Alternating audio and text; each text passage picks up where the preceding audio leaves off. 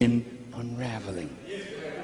You with me? Yes, sir. Watch this. Paul Warburg, a Jewish banker, tied in with the Rothschilds, bankers, European. They have always wanted to get control of America's ability to print money.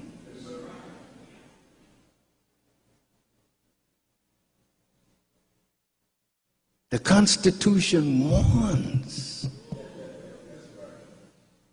that America must never let anyone set up a central bank that takes away Congress's right to print money. But in December 1913, after meetings on Jekyll Island off the coast of Georgia, these bankers met with members of Congress. And while Congress was busy with Christmas, they rushed through Congress that which is called the Federal Reserve Act. And from that act, the Federal Reserve Bank was established. I hope you all are all right, because I'm fine.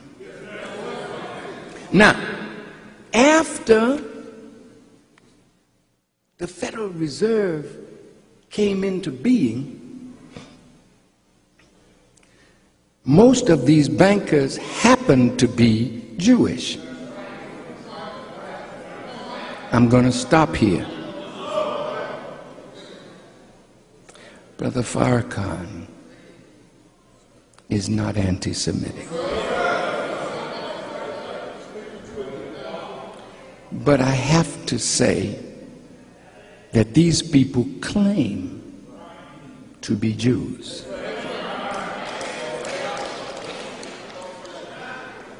And now the Federal Reserve Bank, they really don't have nobody overseeing them.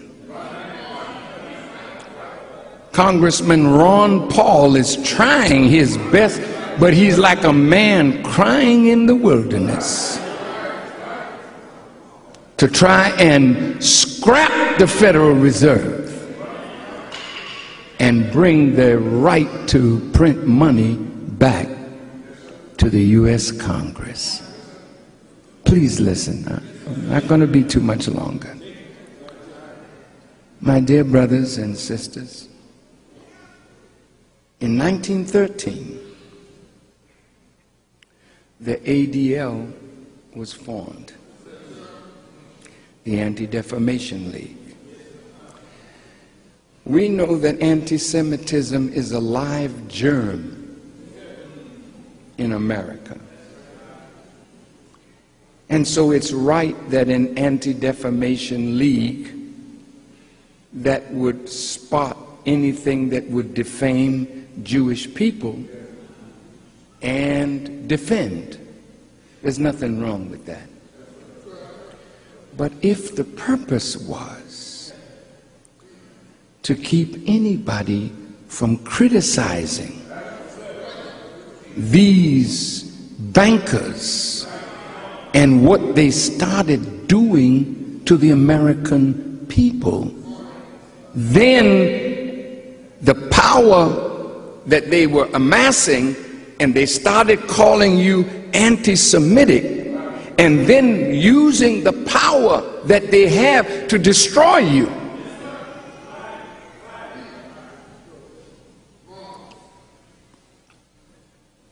In 1913, thereabouts, a tax code, the IRS is formed. Because if somebody else is going to print the money. They're going to loan it to governments at an interest rate. And the people who are the citizens are to be taxed to pay the debt. Does that make sense? Watch how this works. In 1913, the debt of the United States of America was a little over $1 billion. It's not even 100 years later.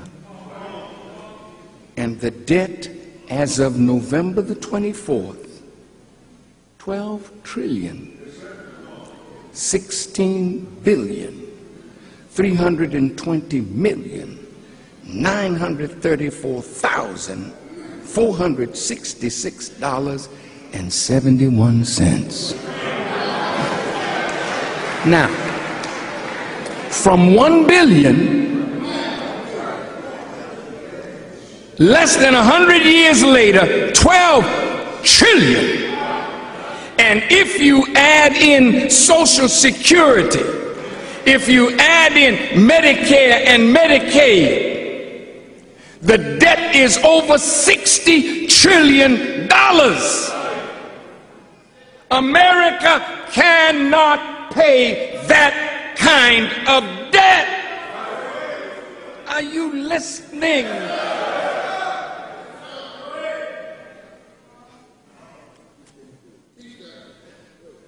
Who is Goldman Sachs? Lehman Brothers, AIG, Merrill Lynch, Bank of America. See, they were all a part of a scheme. But this scheme is the work of a devil. No, I'm sorry. It's the work of Satan. Dumb devils participated. Now look at this. See, Muslims say, Maliki Yaumiddin, that Allah is master of the day of requital, master of the day of religion, master of the law of justice and judgment. And if Satan's time to rule is up, then whatever he's doing, God is over it. He's not doing it on his own. That's why the Quran said, and the Jews planned, and Allah planned. And Allah is the best of planners. Ever since 1914, there has been an effort by certain groups, the Trilateral Commission, the Bilderbergs, the Council of Foreign Relations, CFR, and these are forces along with the Freemasons that are secret societies that are desirous of producing a world government that's run by an elite that controls the resources of every nation on the earth. So the unraveling of this world in the mind of Satan was to set up a one world government where he would be in charge.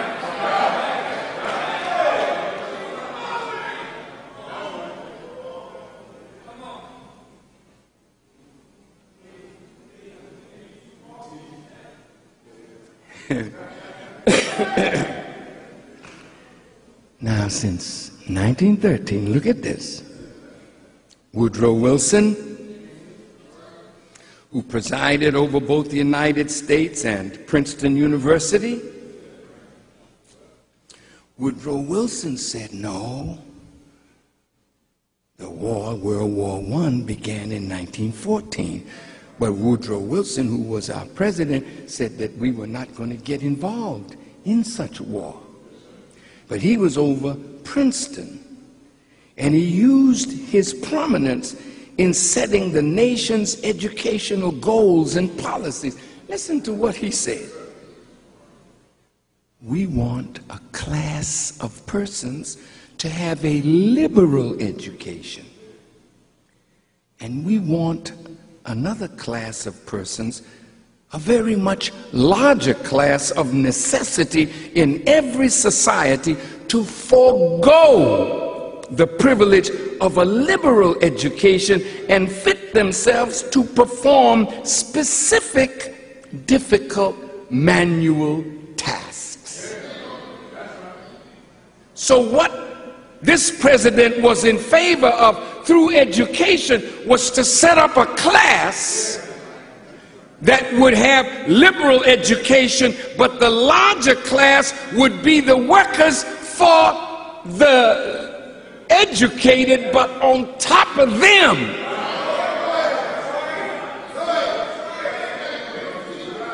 the satanic mind was operating. I hope I'm not boring you. Now, there's a book out called The Confessions of an Economic Hitman. Have you heard of that book? I'd like to read something that Mr. Perkins wrote about himself. Listen to him. He said, my job. Wait a minute, he's on a job. Who's he working for? Who's his employer? Watch this. My job is to encourage world leaders to become part of a vast network that promotes United States commercial interests. In the end, those leaders become ensnared in a web of debt that ensures their loyalty. We can draw on them whenever we desire to satisfy our political, economic, or military needs. If an economic hitman is completely successful, the loans are so large that the debtor, the recipient country, is forced to default on its payments after a few years. And when this happens, then like the mafia, we demand our pound of flesh. This often includes one or more of the following: control over their United Nations votes,